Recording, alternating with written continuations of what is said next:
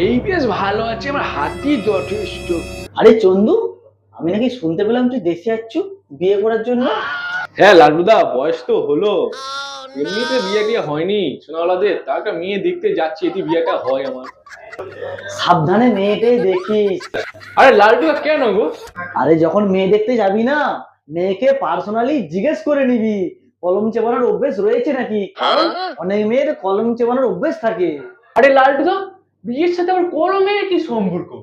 আরে সম্পর্ক আছে আছে, দাঁড়া বুঝিয়ে বলি তোকে। যে সকল মেয়েদের কলম চেপানোর অভ্যাস আছে না, তাদের ভুল করেও বিয়ে করিস না।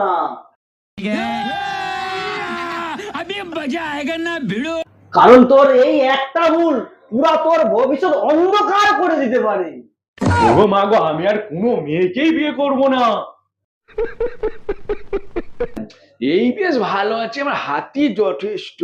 शाबाश बेटा।